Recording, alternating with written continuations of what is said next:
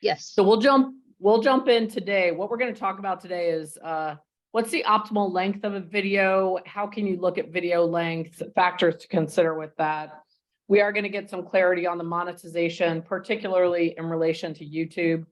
I know a couple of you are close to monetization with either your TikTok or your Instagram, but we're not going to go quite into that today. A best practices overview. So you can start getting into a routine, either yourself or also for your staff that is doing this. So they're not just shooting in the dark. A TubeBuddy overview, shorts overview, and then Q&A. Sound good? Yes. Let's jump in. It doesn't sound like it's a lot, but it's a lot. I thought that sounded like a lot. So, and I'll go over this first, and then Aaron or Ruby, if you want to add in more information, please do.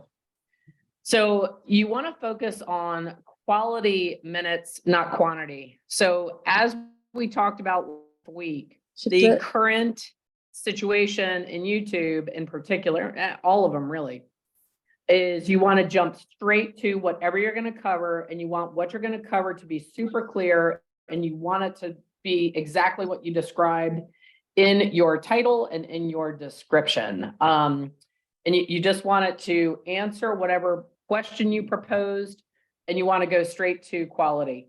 It is better to have a 2-minute video that is very impactful and covers a lot of information than to have a 10-minute video with a big intro and, ooh, look how great I am. And, oh, quick tangent, I'll just tell you something that happened to me, going on, thinking that if you have a 10-minute video, it's going to be better. It will not.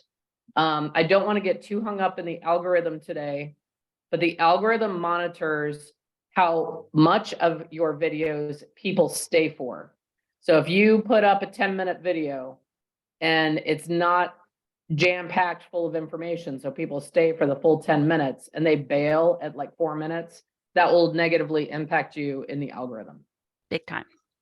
And we're going to get into the difference between a short and a video. I'm going to let Aaron talk about that.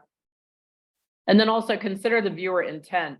So why is a viewer watching most real estate related videos, or even lifestyle related videos of what it's actually like to live in Northern Virginia? They're going to want information. It's not entertainment. So when I watch a Drew Gooden video, I am watching that because I want to be entertained. That is something that as a user, I watch Drew Gooden instead of watching television shows. So when I go to a new Drew Gooden video and it says 20 minutes, I'm like, yes, because I'm going to sit down, relax, and I want to be there for all the fun stuff. But if I'm watching a sewing tutorial because I'm having trouble with a zipper, I don't want it to be long, and I don't want it to be full of tangents and personality. I want instruction and I want the information. So remember that most real estate related intention of the viewer is to learn about an area, a business, a strategy, or information about how to be the successful bidder or a successful seller, but they want information. It's not necessarily pure entertainment. And then a good thing to do is to look at the competition. So you want to go on YouTube and search, before you make your video, search the topic of the video you're going to make. Look at the runtime for the top 4 or 5 videos, average those runtimes together and shoot for that. As we get more into the analytics of your own channel, and as you have more content, so your analytics actually have critical mass to give you useful information, you could make it a combination of the competition length and your length of video, which has the highest 100% viewing rate. Oh, there you go. Look at that. Yeah. So look at your analytics. Thank you, Aaron. If your audience, look at your audience retention rate. If you're making long form content and a majority of viewers are leaving after 4 minutes, make a 3-minute and 59-second video. I'm going to add here as well, just when we're going to talk about this more in like what to say at the beginning and the end. Don't say things like, in closing, Yeah. blah, blah, blah, because the minute you say that, people bail. Don't say, and the final thing I'll share today, bail. They leap out, and pretty big data supports this. Huge. So it really, that you've got to be incredibly established with an incredibly loyal following and probably more entertainment than informational to be able to get away with, we have time for one more video clip. And then that would be an entertainment thing. So you guys want to master content. See you next time. Bye. Or subscribe. Peace out. Like have like a closing. So you don't forewarn them. You don't say we're about to end. You just end and bail. That's going to give you the higher retention rate. Another thing you can don't do be at the afraid to end- experiment. Oh, what'd you say, Erin? Another thing to end is if you start working on leading them into the next video. Yep. So instead of that'd be the good too. subscribe, start a different sentence of, if you want to learn more about investing in property, watch this video right here. Mm-hmm. And make it quick. Yes. So it can't be it's been my pleasure to talk to you today about what it's like to be a first time buyer. And if you'd like more information about it, you can't drag it out. I'm Betty Lou Bick with Coldwell Banker, and it's been my privilege for you to visit me in my YouTube channel today. None of that. So don't be afraid to experiment, mix up your content, find what works best for your viewers, try a few that are 3 to 5 minutes long, then try some that 8 to 10 minutes long, consider an interview or a podcast style for even longer content. But so just don't be afraid, especially at this stage for nearly all of you are at this stage in building your channel where you can experiment and it's not really going to hurt you because it's more important to get content on there regularly than to have it be perfect. So just, get out there and don't be afraid to mix it up. Aim for a minimum of 2 minutes. With shorts in the mix, you want to aim for your content to be at least 2 minutes in length. If you're struggling to make it to 2 minutes, trim it up, speed it up, and release it as a short. Erin, I'm going to let you go into more of that. You want to do that a little bit later? No, Okay. it's All right, pretty, YouTube isn't saying it, but a lot of the authorities on creating content are seeing that anything that's like a minute and 50 seconds in between a long form video and shorts are not being pushed by the algorithm. So it's actually better, even if you can't take the content and make it into one short, cut it in half and make it into two. It's better to do that than to just have your video not be pushed on the platform. On the algorithm, yeah. Okay. Any questions about that in particular? I'm sorry. Yep. So shorts are going to be 60 seconds or less. Yep. So anything that's like 61 seconds to 2 minutes, it's not really being advertised by YouTube. Now, YouTube hasn't come out and said that, but a lot of authorities on the platform are saying that they're noticing look at the analytics. Yeah, that those videos aren't getting pushed out like their videos that are 2.5 to 3 minutes and above. So it's sort of a gray area right now as they've been rolling out changes to their shorts. That you just want to aim for 2 minutes or make it a short because you'll have better luck with the short getting discovered than a video that's a 1.5 minutes long. Got it. Right.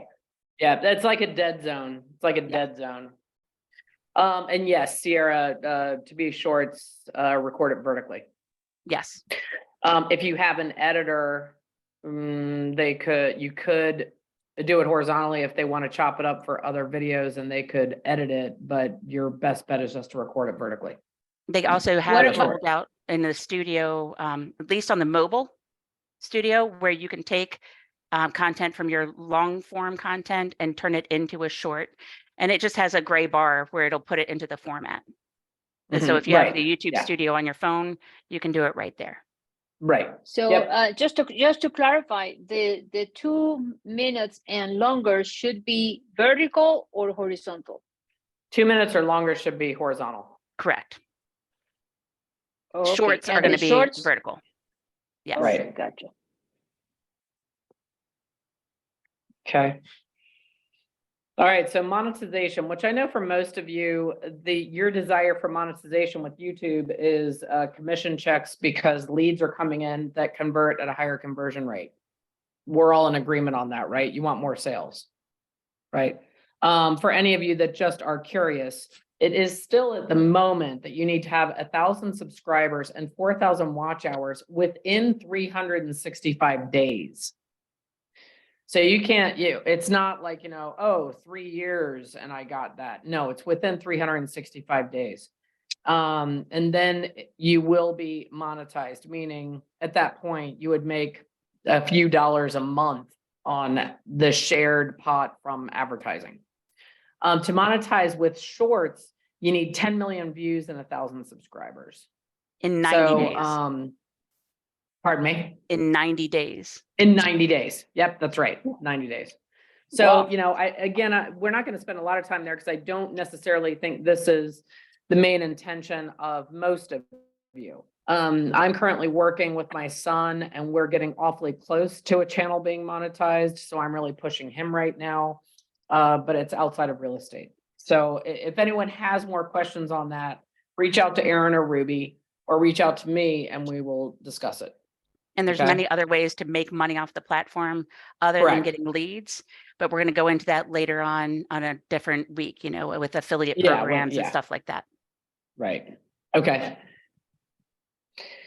So best practices, there are things you should be doing on every upload to ensure that your content gets seen by the algorithm and your potential audience. And they're there to help ensure that your content has the best chance at being found. Even during this time of feeding the robot, which, these first 100 days, you are feeding the robot, the robots, and the robots are the siblings, Google or I guess parent and child of Google and YouTube. So you're feeding the robots. It's more important to have consistency and content uploaded that satisfies people that click on it. That's your only goal right now. So these best practices will help make sure that this happens. So do you want to take this slide, Aaron? You want me to do it? Well, this is just your basic breakdown. These are the things that are the most important to have on your videos, your titles, thumbnails, descriptions. We're going to go over all of these briefly today and in more detail in the coming weeks, because a lot of these require an entire class. Right. You can either have a list that you're going to go through and check off on all of these different things to make sure that they are included in every video that you upload. You do not have to do all of these on shorts. On shorts, you upload it, you put in your title, your description. If you feel like it, you can add in tags later, but that's it. So that is the quickest way. Yeah, shorts, it's a double P program. You post and pray. Yep. But this is your basic checklist, which is kind of hard to remember it all. But then you can use a tool like TubeBuddy to help you manage that. TubeBuddy has it all on there, and it will remind you as you're uploading, you need to add cards, you need an end screen, you need this, you need that. Is that an app? It is an extension that you can put onto your YouTube. They do have a free version. The free version doesn't offer quite as much as the paid versions, obviously, and each level you go up gives you a little bit more. Okay. But even the free version, it will help you get started, and especially if you have staff helping you, it just makes it so easy because it will tell you immediately what's missing. So for any of you that like that checklist or being like, oh, do this, do that, do this, do that, it makes it incredibly efficient. So Can you explain a little bit what is the difference between the title and the thumbnail? Okay. Yes. The title is going to be what shows up underneath your video. So 5 easy tips for buying rental Right. properties. And the Okay. thumbnail is the picture that goes over your video. The picture that goes over my video. Mhm. Why don't we go through this and then we'll go to YouTube and I'll show Yeah. a few examples of things. Yes. And like I said, Okay. a lot of these things like titles and thumbnails are going to have almost an entire class dedicated to them because they are To them, very right. important. Right. But for those of you who are starting out, for your titles, it's a benefit to the viewer and keywords. Those are what constitute your title. Having searchable words and phrases in your title is super important because that's what people are going to be looking for. I've said this on every class that I've taught for YouTube. You don't put in an address as a No, title. never an address. If you do decide to do home tours, nobody's going to be searching for that address unless something terrible happened at that property Right. or somebody Right. famous lives there. Nobody's Mhm. going to be looking for 116 Barber Lane. So try to think of what the benefit to the viewer is going to be, and then keywords they're going to be searching for. And we're going to go into keywords in detail as well. Actually, keywords I think are going to be mentioned in every other class until the end, Right. because they are very important. And a lot of people tell you that they're not important. And in my experience, as a heavy YouTube user, is they are still important. And Very. benefit to the viewer and keywords. This is also where I know a lot of us have talked about this in the past. This is also where you want something catchy. You want a hook. So benefit for the viewer could also be an engagement for the viewer. And what's the engaging thing? So, and in the class, we're going to go into that in depth, how numbers play a role, especially odd numbers. Like we're going to go into all of that. Lists, questions, Yep. saying something unpopular, and like, is it true? That kind of stuff. You want to have something there that would, it cannot, like Aaron said, it cannot ever be an address. And it needs to be something that will be engaging. Something that piques their interest and makes them want to click. Right.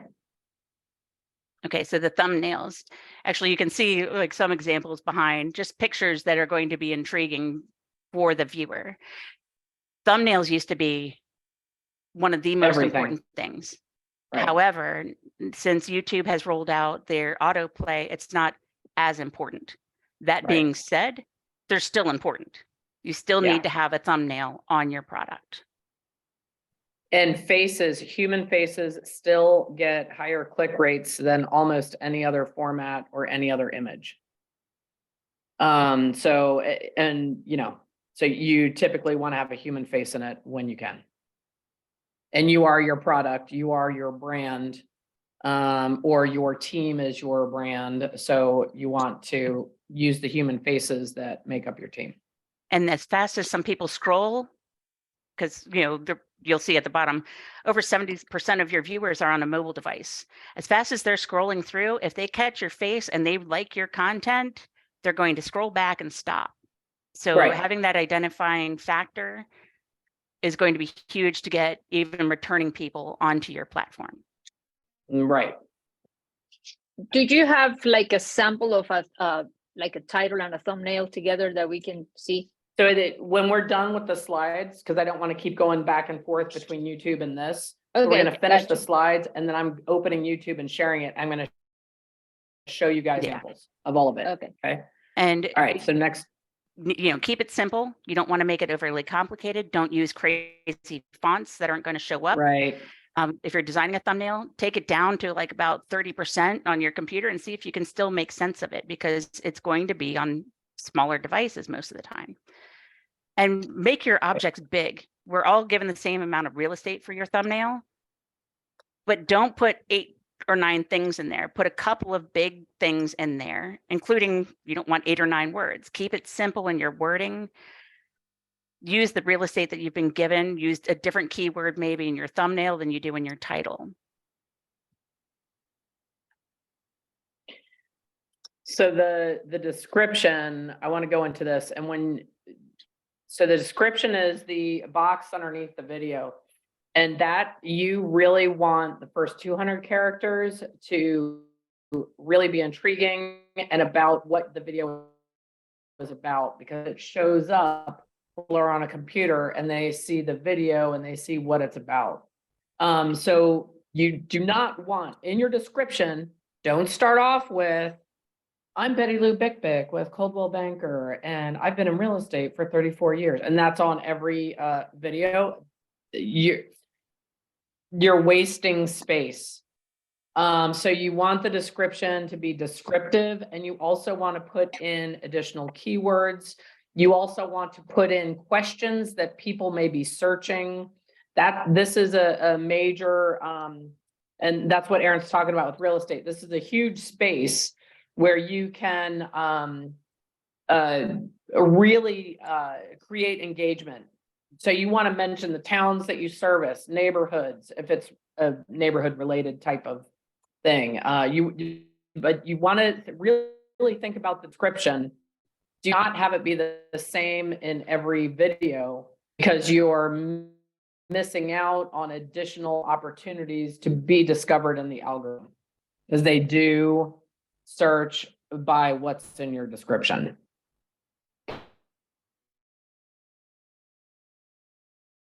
Hashtags, because those are searchable through Google. So if somebody is going Sun Valley real estate, and you have the Sun Valley real estate tag in your description, it could pop up. It doesn't guarantee it'll pop up, but it could increase your chances of being found on Google. Right. Okay, and so keywords, we talked a little bit about it so far. They are metadata that is given to the robot to tell it what your content is. As technology has gotten better, it's starting to pick up as you're uploading your videos what your content is about. But if you can tell the computer, this is what my content is, and this is the people that it should go to, you're going to have a better chance of having your videos pushed. YouTube uses a push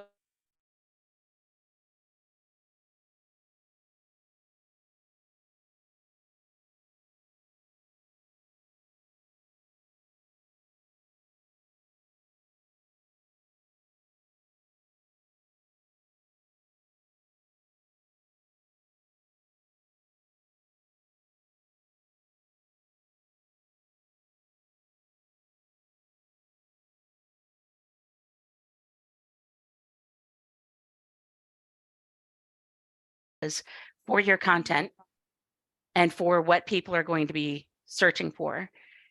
For free, you get 2 searches a day, but you get hundreds of different ideas of what people are looking for. It's all color coded, so more people are looking for this than for that. It's great also if you're running out of ideas for your content. You can type in whatever idea you have. So, nightlife Kansas City, and see what it pops up. And it'll give you all kinds of different ideas. Excuse me.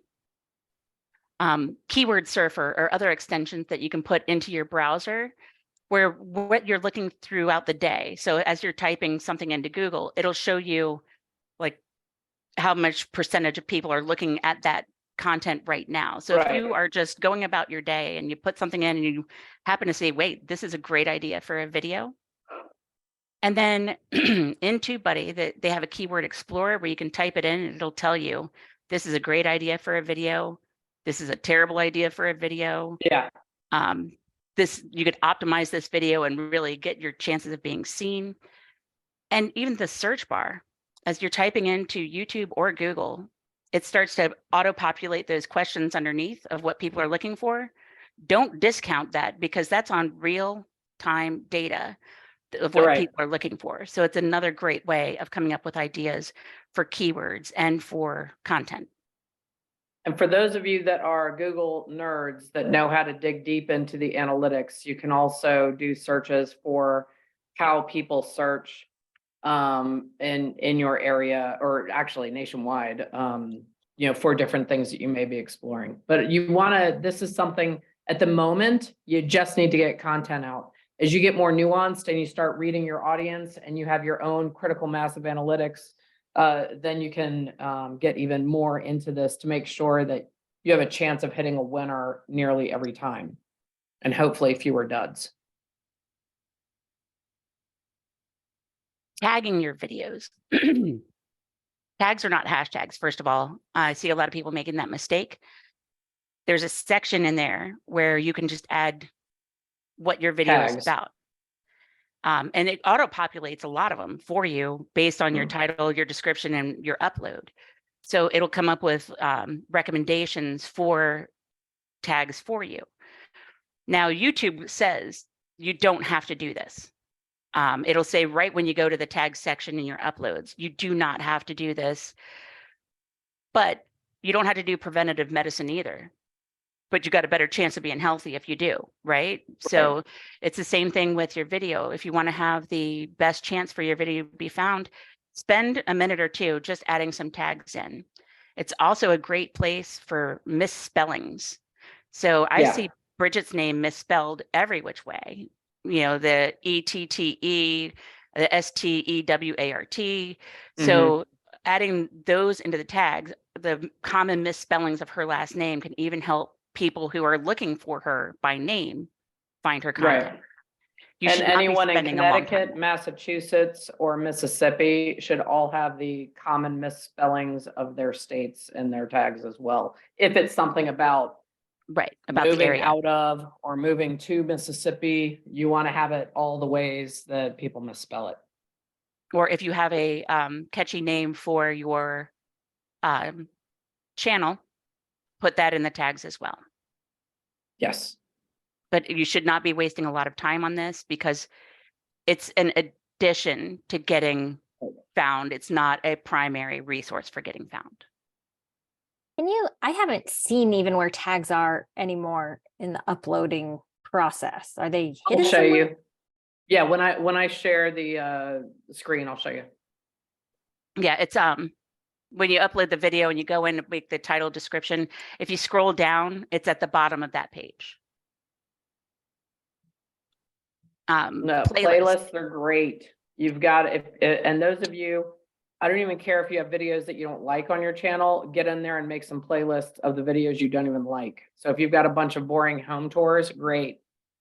Boring home tour video. Make it relax and fall asleep with the home tours.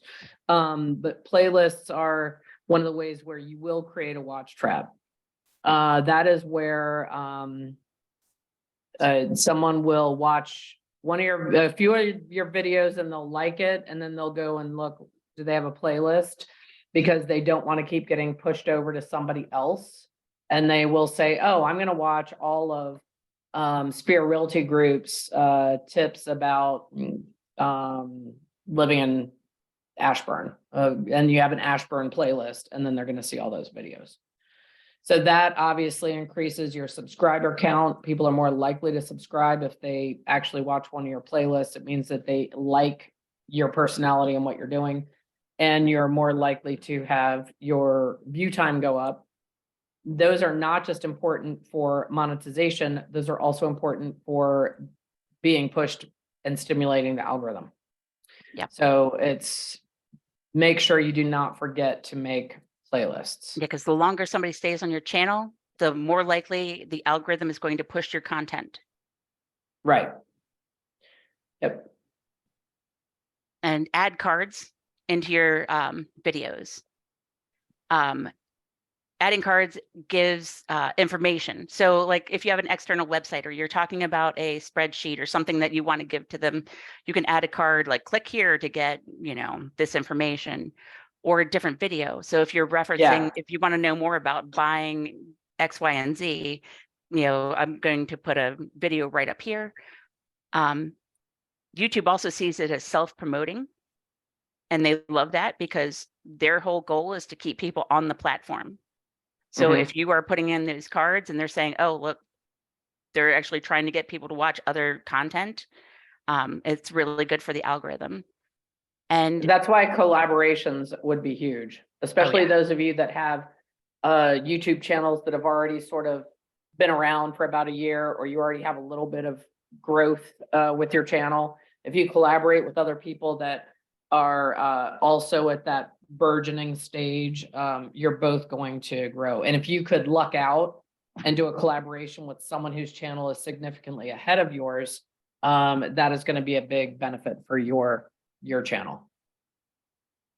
And add them strategically. So if you are seeing that, in your analytics that people are starting to leave your video at a certain point, add a card a little bit before that point. That way, those people that are bouncing out of your video have a different option To actually stay with you. Yeah. Than to go with yeah. somebody else. So if there's another video that's on the same line, but Right. a different topic, you can add that in there and try to catch that viewer. Pinning a comment on every video. You don't have to do this. Please do Shorts. this. Not on shorts, you don't have to, but on any long form content, you have to remember that YouTube is a social media platform. Even though it's the second biggest search engine in the world, it is also a social media platform. They want you engaging with the people. They want people to talk to each other, to be engaging on each other's videos. So by pinning a comment on every single video, you're starting a conversation. You can use it to ask a question. What do you want me to cover next? How do you feel about X, Y, and Z? Try to start a conversation. Tell me your favorite story about showing a house, whatever it is. Pin the comment to try to start the conversation with your audience. That is the most underutilized and easiest thing that you guys could be doing. I stalk a lot of your channels, a lot more than you guys probably know, and hardly anyone pins a comment on their videos. So make sure we start, and I'm going to show an example of that. Yeah, don't post and ghost. Never post and ghost. Always go back to see if people are commenting. If somebody does comment, give them a heart, react, respond, engage with your viewer. That lets the algorithm know that you are actually there, not just to post videos. Yeah, you're a real person. You're interacting with your people. And I really recommend that at this stage of everyone's channel that I coach, you should literally be typing a response to every single real comment. Right. Because every comment stimulates the algorithm and is recognized as activity. So you should like their comment, and even if you just put thank you or whatever. Now, I said real comment. If it's clearly a bot or a spam thing, don't respond to that, but respond to any comment that's a real comment. And you never know if that could be your next potential buyer. Excuse me. Again, try not to let the viewer know too far in advance that the content's coming to an end, because it's, human nature. We're just like, oh, on to the next. Oh, this last tip, I don't care. I'm moving on to the next thing. So try to work on ending your video abruptly. You should add an end card with at least a best for the next viewer, or a playlist or something, a subscribe button. YouTube's going to suggest that you leave it. I can't remember how many seconds it is, but it's really long. It only has to be 5 seconds. 15 seconds or something. Yeah. It has to be a minimum of 5 seconds, but 5 to 10 seconds is good, because they're going to see that and know that the video is coming to an end. So you don't want to let it run too far. Soon. Yeah. But having something to keep them on your channel, again, keeps them watching your content and shows the algorithm that you're trying to keep them on your channel. Right. And captions. Remember that 70% of your viewers are watching on a mobile device, and they might not be in a place where they can have the volume up. A lot of people are hard of hearing impaired, or, again, in a situation where they don't want their volume on. Find a program that works for your needs. If you have a script, you can easily just upload it, hit sync on your upload, and it'll do it. I can't tell you what program to use, because I don't know how you use. So like, I'm an Android person. If you're an Apple person, we're not going to see eye to eye on technology. So look into a couple of the programs. There are some that are paid. There are some that are free. And then, like I said, if you just want to type it in manually, if it's a short video, you can do that as well.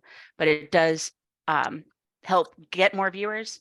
And it's also been proven to help the retention of your viewer by engaging a different part of their brain by having those words on the screen. So captions can be very powerful.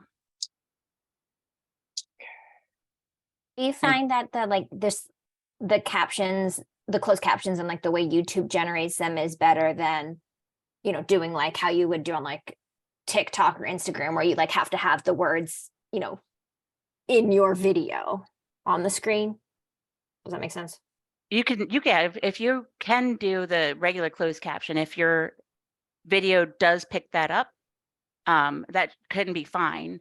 You don't have to have the flashy captions like you do on the other ones. That's not necessary. But having the captions does help retain the audience.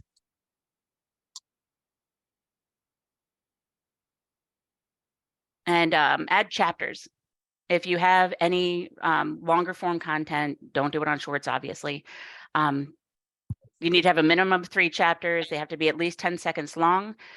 But this is another great place to put in searchable keywords. So by putting in things that people are going to be looking for into your chapter titles, helps you be found on Google. It builds trust with your audience. If somebody's going to come back to your content and want to show a certain section, they can do that, which is still going to add to your watch time. You just start at 0:00 to whatever, and it could be your intro, and then if you have TubeBuddy, I think it's Legend, maybe even Pro does it. You have a option on there to add chapters that makes it a little bit easier. But it's another great way to build trust with your audience and to find more viewers by being searchable on Google.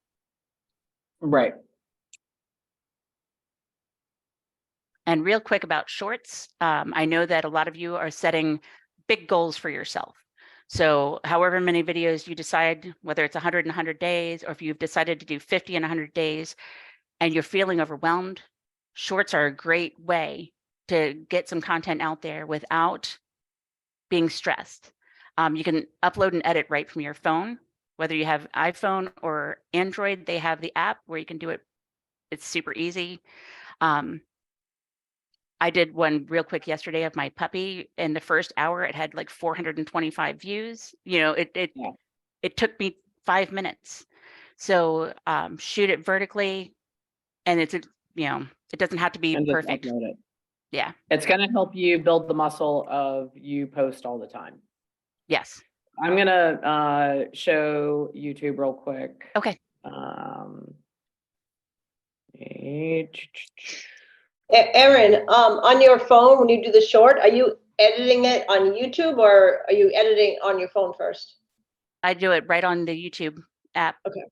Yeah, it's they have a really, really simple, easy editor. They do have some effects you can put in there, but you can add some text, you can add music. It's really easy to use.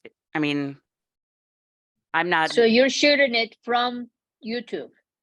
You can shoot it right from YouTube. I had just a video of my dog playing, so I used a video and uploaded it, but you have the ability to shoot it right from your phone. Yeah. Okay. Can I ask, what's the difference between a reel and a short? They're the same. It's just a different platform. Different platform. So I do have to leave in a few minutes, so I want to cover some stuff before I have to go. I wanted you all to see a heavy YouTube user homepage. How many of you are heavy YouTube users? Me. Unmute, yes, no. I need to, No, because I can't see all of you because I'm sharing the Yes. screen. No. I am not. Okay. Yes, as a viewer. Yes. Okay. So, all right. So I'm a very heavy YouTube user. I'm on it every day. So this is just like your Facebook news feed, or it's like your whatever your feed on any platform. YouTube also has it. Some people don't realize that. So typically, and this actually has changed even since our last class. It used to be 4 videos across the top. Now it's 3. We'll get into more of that later. Typically, this first upper left-hand corner is a paid advertisement. They will, and that paid advertisement will be based on what you've been talking about and what you've been searching for. So guess what? I'm helping someone redecorate their home. I've been looking at art, boom, there's large canvas art prints because that's what I've been searching on Google. Typically, we'll get into more of that, but this is, look, Jennifer, you're right there.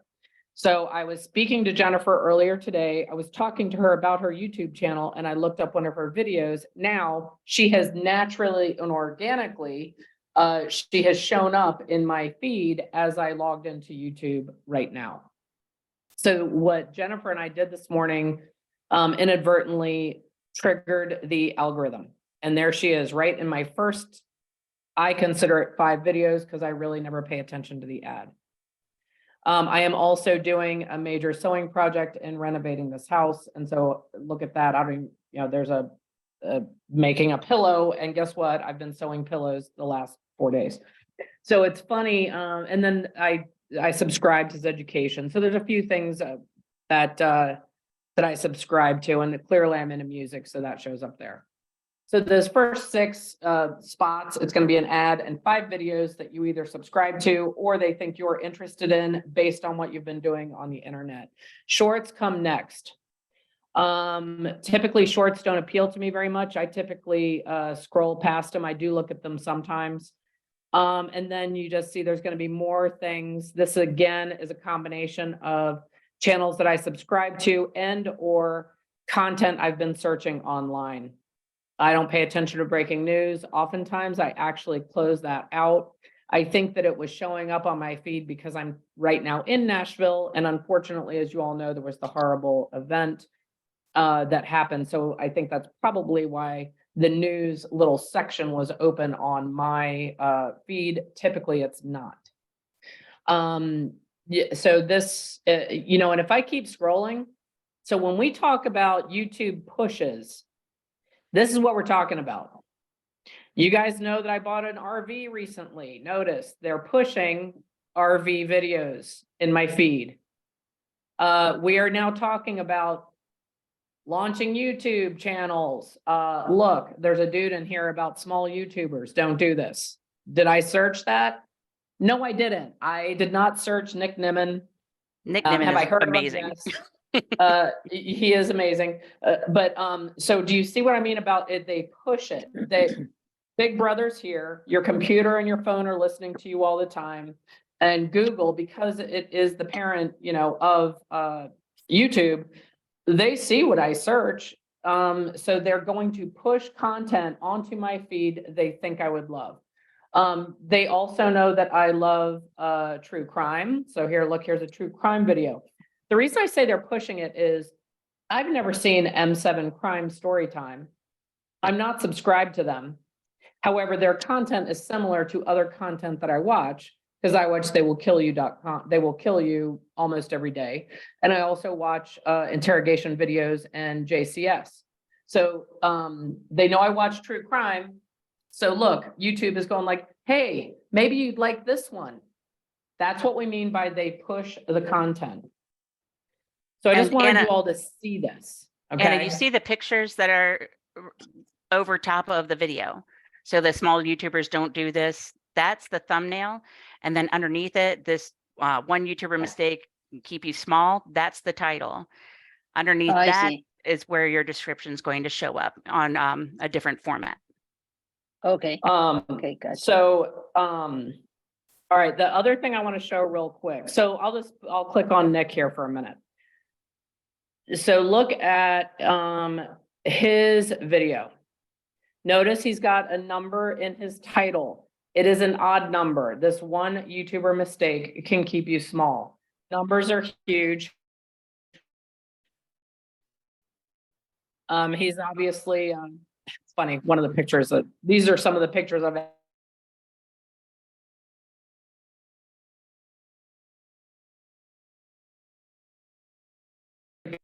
Notice, did he say who he is?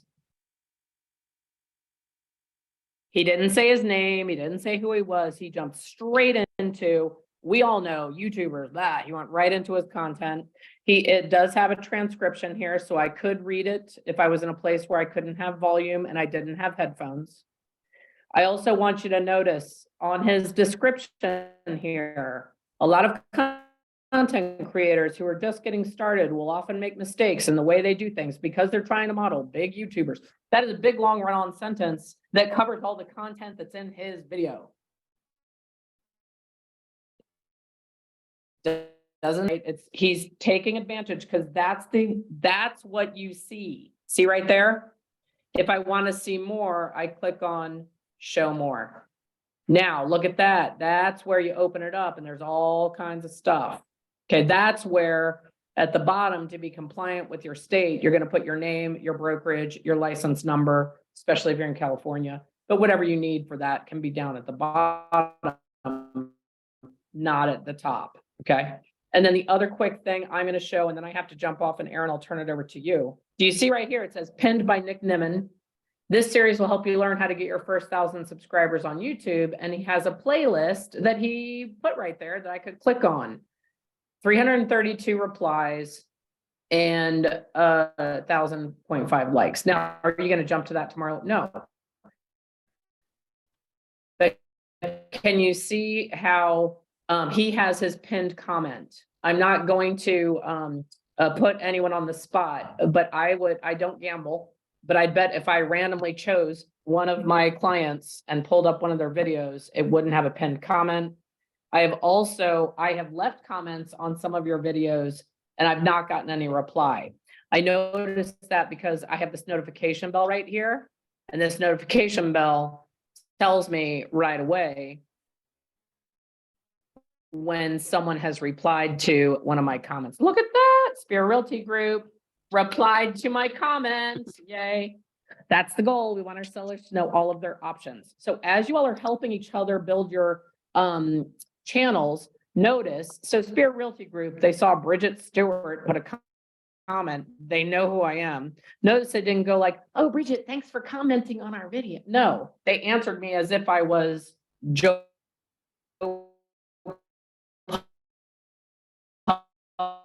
public YouTuber. This when this is a guy I don't know, and I had put a comment on some video and he replied, it's a nice song and I love it. So where are you from, if you don't mind me asking? So any of you who feel like YouTube is not social, that is straight up a social response. And I have made internet friends on YouTube where we talk to each other and we talk outside of just a comment on a video. Not someone that I talk on the phone with, but I mean, like, there's interaction that you may not be aware of. So anyway, that I'm going to jump out now. Erin, you can close things up. Oh, look at that. Okay. Julia also, oh, she commented on one of mine, so I'll go in there. Linda Lee replied. So just make sure that you're replying to people that comment, put a reply on every single comment. Okay. Oh my goodness. Okay. Someone asked me a question, so I will have to look at that as well. About sewing, Regency close. All right. So I will talk to you guys later. Erin, wrap things up and handle the Q&A. Okay. All right. All right.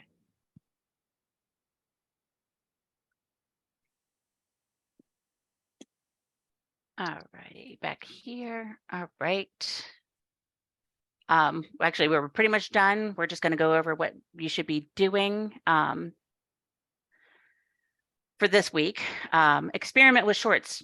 Go in, even if you don't want to post it, go in and check out the shorts editor. Check it out on mobile, see if it's something that you can do quickly, and it's never going to hurt. Any time that you can get your content out is great, and it helps get more subscribers. A lot of people subscribe to shorts over long form content. Familiarize yourself with the best practices. Check out TubeBuddy. If you do decide to upgrade to one of the paid versions, Bridget does have an affiliate account with them. If you need that affiliate account, you can either send me an email, or it's in every description on her YouTube videos. Take some of the existing videos that you have and apply some of the best practices to those videos to see if you can get a little more traction off of content you already have. and look at your competition and make some notes. See what they're doing as far as their content length. See how you could do what they are doing in a more entertaining way or better. You don't want to be exactly like your competition. You want to stand out, but you can learn a lot from people who've been doing this for years. So take a look, especially those of you who have not been heavy YouTube users.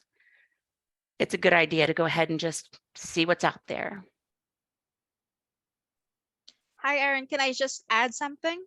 Yes, please. Yeah. So, hi everyone. I dropped down the link for the Google form and then the Google Sheet that wherein you can see, you can have the access for the recordings, the slides, and other materials like the TubeBuddy, other website that you can get content of, and then with everyone is collaborating in interest to collaborate within anyone who is taking the YouTube video challenge, you can connect with them because the roster is included in the group sheet. And collaborations are great, especially if somebody has an established channel and you were just starting out. And like we talked about in one of the earlier slides, it's a great way to make some longer form content by talking to somebody else. You can do it, via Zoom or however you choose to do it. But that's a great way to make a video that's more than just a couple minutes long by having an actual conversation with another person about, your niche. Okay, does anybody have any questions? Yeah, this is a little specific, so I apologize, but That's okay. for our website, the video manager operates off YouTube links, and it doesn't work with shorts. So there's been short form videos that I wanted to have embedded on our website, for blog and content pages, but I would have to have it as a long form version in terms of like what YouTube categorizes it. Mhm. If I post the same video in both formats, will that hurt me from the algorithm? It shouldn't, no, Okay. it shouldn't. You could also, I believe, make it unlisted on your channel in the regular format as opposed to shorts, Okay. and then be able to share that link. Okay. That link should be able to be embedded unless they've changed something recently. That's what I was doing. I just didn't know if Yeah. I just didn't Now, want to be doing anything that the robots wouldn't like. yeah, I don't think that would hurt you at all. It's just going to see content, and that's what it wants to see. Okay. So I think that, yeah, you should be fine.